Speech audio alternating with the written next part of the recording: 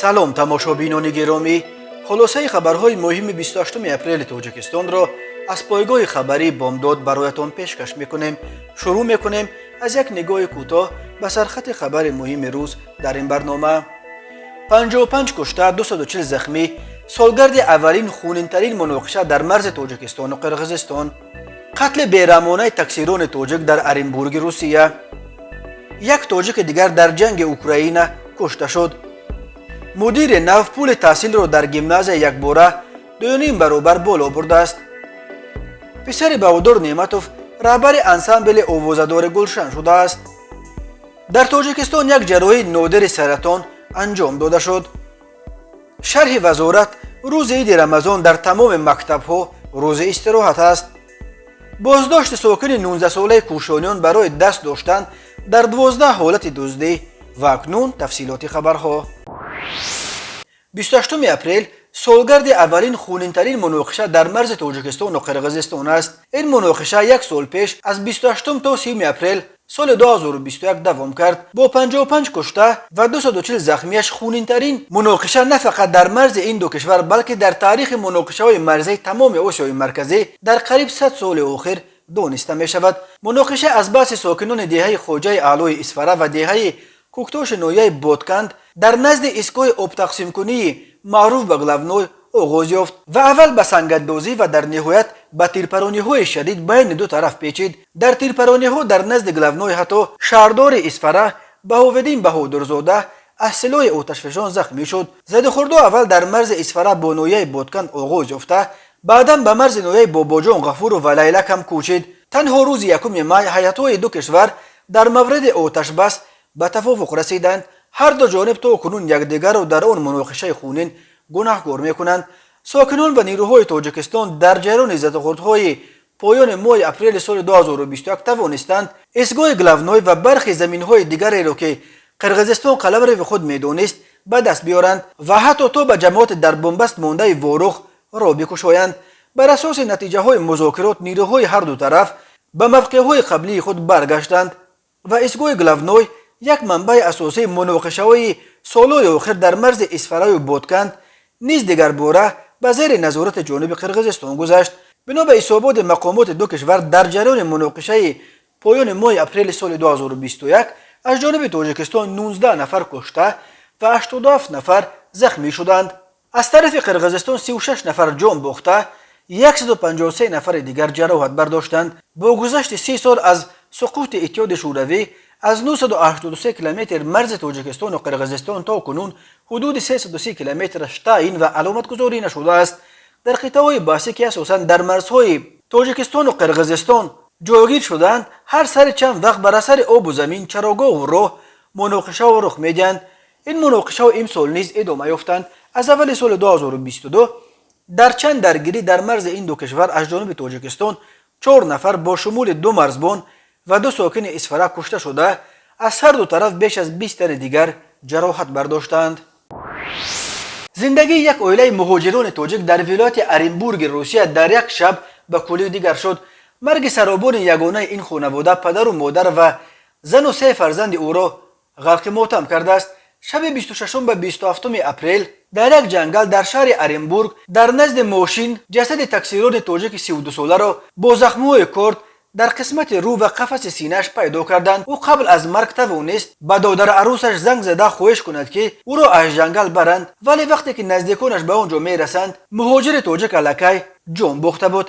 тафтишот бар ин аст ки ронандаро эҳтимолан охирин муштарие ки ӯ шаби 26 ба 27 апрел савор карда буд куштааст. аввалин гумонбар дар куштори ронандаи тоҷикро аллакай дар ҷумҳурии бо Оренбург ҳамсоя Бошқордистон дастгир карданд. ном ва миллати ӯ нашр нашудааст. раёсати тафтишоти вилояти Оренбург хабар дод ки шаби 27 апрели соли 2022 соати 00:30 дар назди мошинаш дар як ҷангал тақрибан 170 метр дуртар аз кӯчаи Нахимови шаҳри Оренбург ҷасади сокини маҳаллаи 32-соларо бо ҷароҳатҳои халандаю буранда дар қисмати рӯ ва қафаси синааш пайдо карданд. дар робита ба ин қазия бар асоси қисми 1 моддаи 105 کودکس جنایتی روسیه پرونده جنایتی گشودند. ریاست تفتیشاتی ارنبورگ خبر داد که در چارچوب این پرونده در قلمرو جمهوری باشکردستان نفری را معاین و دستگیر کردند که بنا به معلومات مقدماتی میتواند در این جنایت دست داشته باشد. به خبرنگار نشریه محلی میسر شده است که با برادر راننده کشته شده صحبت کند.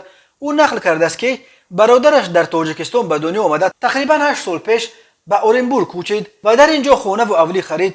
او سپس پدر و مادر و همسر دویمش را با 3 فرزندش به اینجا آورد. 2 فرزند او از زن اول و سومش از زن دویمش بود. به گفته برادرش او در اورنبورگ از حساب تکثیرانی زندگیش را پیش میبرد و یگانه سرابان اویلشون بود. ولی همه چی شب 26 به 27 اپریل یک باره عوض شد. بنا به نقل برادرش آن شب تکثیران تاجیک ساعت 8 شام برای او به مغازه رفت ولی دیگر برنگشت. ساعت 11 یا 12 شب او به برادر عروسش زنگ زده کمک خواسته است. تنها گفته است که در کوچه نخیموف در نزد جنگل قرار دارد. با همین علاقه قطع شده است. نقل کرده است برادر راننده کشته شده معلوم شده است که او را همگی 2 کیلومتر دورتر از خانه‌اش کشتند. متاسفانه وقتی که نزدیکانش به سراغ او برآمدند و راننده تاجیک را در جنگل یافتند او الکی جان داده بود. هر سال در روسیه 1000 نفر آزادگان تاجیکستان به علت‌های گوناگون به زندگی پدرود میگویند. هر سال درباره کشتار چندین تاجیک در روسیه خبرها به دست میرسند.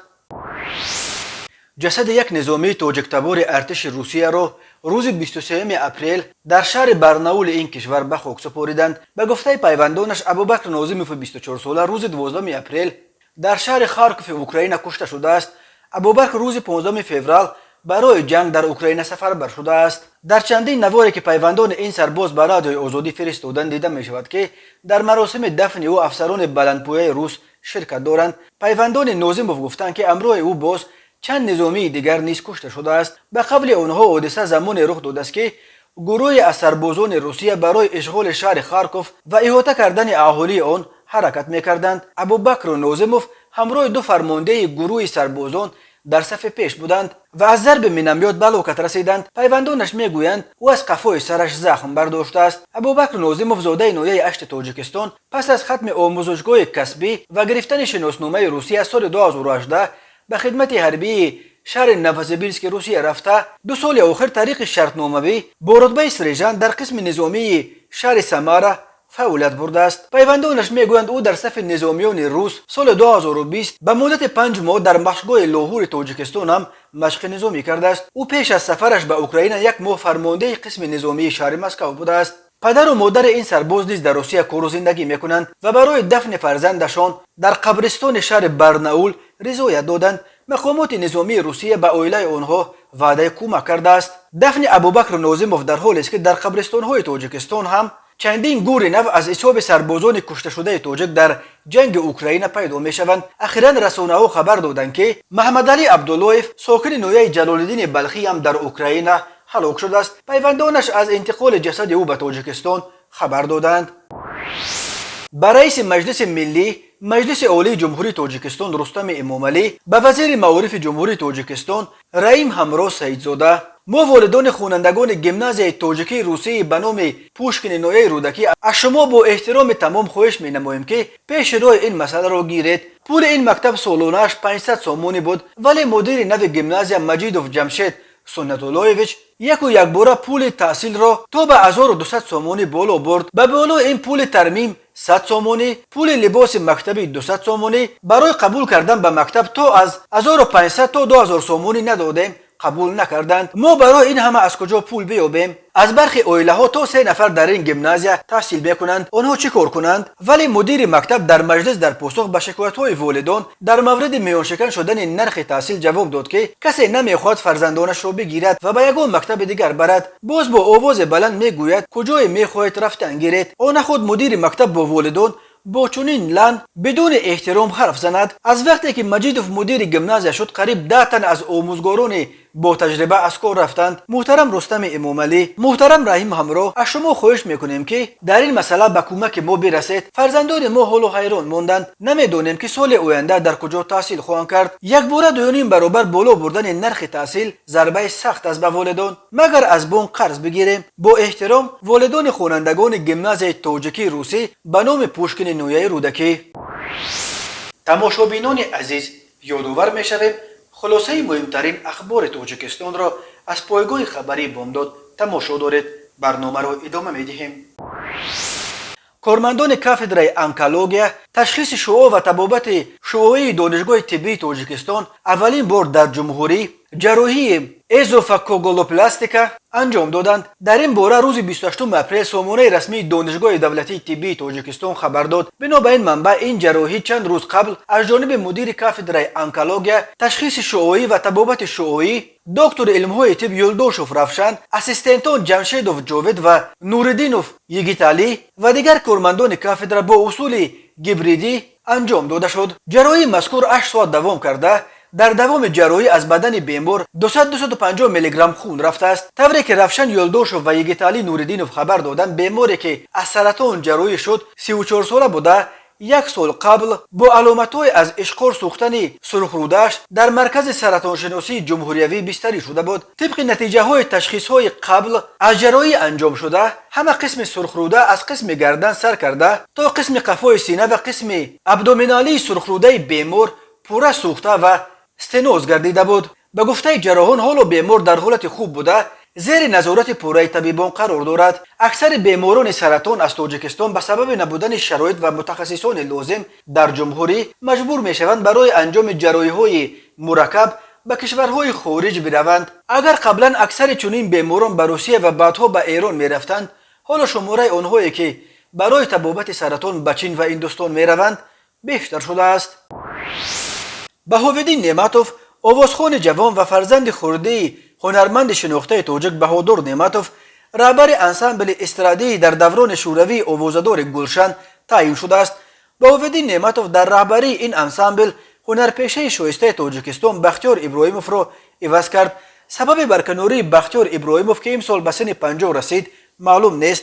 به فرق از پدر آوازدارش درباره بهاوالدین نعمتوف معلومات زیادی در دست نیست. بهادر نعمتوف آوازخوان نوتکرار انسامبل آوازدار گلشن و خواننده شب بخیر، یکی از مشهورترین ترانه‌های تاجیکی عصر 20 یولی سال 1954 در شهر دوشنبه به دنیا آمده. سال 1990 دانشکده صنعت را ختم کرده است. بهادر نعمتوف از سال 1977 در انسامبل استرادی گلشن هنرنمایی کرده. سالهای 2001-2003 رهبری این انسامبل را بر دوش داشت. بهادر نعمتوف از نمایندگان نسل طلایی گلشن بوده. در هیئت آن در سالهای گوناگون در کنار ستاره‌های مشهور چون مقدس نبی و تاج‌الدین محی‌الدینوف، کرامت الله قربانوف، خرما شیرینو و رحیمه شلوئر، مغفرت امروقلو و عمر زیایف هنرنمایی کرده است. بیش از 100 ترانه بهادر نعمتوف در فوند رادیو و تلویزیون تاجیک ثبت گردیدند که مشهورترین هایش ای وطن، شب بخیر، میده میده میرقصی، زنگ بزن، دوشنبه شهر وحدت، هی هموطن، تاجیکستان میباشند. او سالهای آخر بیشتر به سبک کلاسیک ترانه میخواند، ولی محبوب ترین ترانه او بدون شبهه شب بخیر میباشد که بهادر نعمتوف امروی شادروان مقدس نبی و برپایه شعر لایق شیرالی اجرا کرد. شب بخیر در طول 10 ساله و ترانه بود که هر توی شب نشینی در تاجیکستان و بیرون از آن با خواندن امین ترانه حسن انجام میپذیرفت. انسامبل گلشن سال 1964 تأسیس یافته است. دوران طلایی آن سالهای 1970 و 1980 بود. بعد سقوط شوروی شهرت این انسامبل از بین رفت و دیگر نتوانست مثل دوران طلاییش دیگر باره در عرصه استرادای تاجیک بدرخشد. احسان خوشبخت، سخنگوی وزارت معارف و علم تاجیکستان، روز 28 اپریل در صفحه‌اش در فیسبوک آوازه‌های پیدا شده درباره گویا روز درسی اعلان شدن روز عید فطر را رد کرد و نوشت 2 ماه سال 2022 عید سعید رمضان تجلیل می‌گردد. در تمام مؤسسه‌های تعلیمی استراحت است.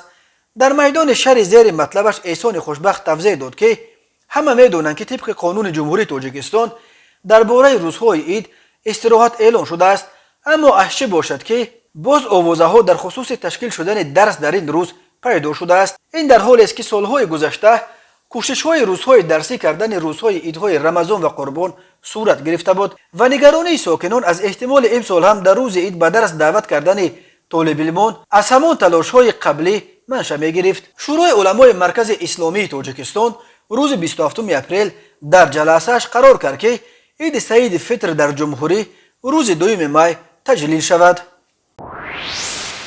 و حالا یک مرور کوتاه به اخبار کریمینالی و حادثه‌های ناخوش روز. وزارت کارهای داخلی تاجیکستان از بازداشت یک ساکن 19 ساله نویه کوشانیاد با اتهام دست داشتن در 12 حالت دزدی خبر داد.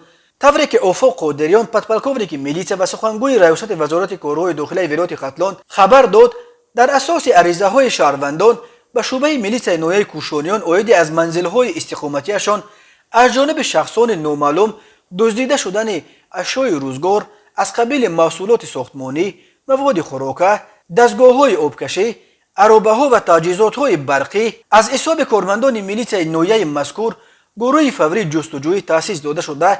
یک نفر ساکن نویه مذکور که چند مدت دست به دزدی اموال مردم زده است دستگیر کرده شد. این نفر استانوف محمد رحیم سال تولدش 2003 ساکن جماعت دیهات مینت‌آباد نویه کوشانیان می باشد که پیش نیز با ماده 244 کودکس جنایتی جمهوری تاجیکستان سود شده و بعد به آزادی برآمدن بنا به گزارش آفاق قادریان تکرارا کردارهای جنایتکارانه خود را دوام داده است. از فرصت به خود مناسب استفاده نموده شبانه با طریق پنهانی وارد منزل‌های استقامت و انبارهای شهروندان گشته اشیاءهای روزگار ساکنان را دزدیده از جای حادثه غیب می‌زند.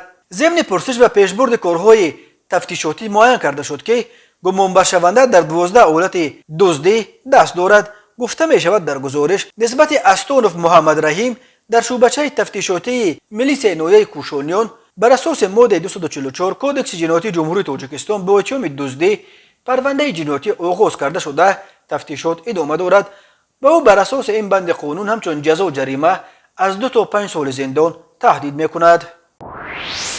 به شعبه وزارت کارهای داخلی در شهر کولا با عریضه مرد 48 ساله ساکن شهر مذکور مراجعت نموده است که 9 مارس سال 2022 شخص نامعلوم با راه پنهانی از حوله استقامتیش یک سر چاروای کلان شاخدار را دزدیده از جای حادثه غیب زده است. ضرر رسانیده شده 6000 سومانی را تشکیل می‌دهد. در نتیجه گذرانیدن چاره‌بینی‌های اپراتیوی جستجویی از جانب کارمندان میلیسیا مرد 30 ساله ساکن امین شهر همچون گمانبر در صادر نمودن جنایت دزدی دستگیر کرده شد. نسبت گمانبر شونده پرونده جنایتی با ماده 244 کودکس جنایتی جمهوری تاجیکستان آغاز کرده شده تفتیشات ادامه دارد. و او بر اساس ماده 244 از 2 تا 5 سال زندان تهدید میکند.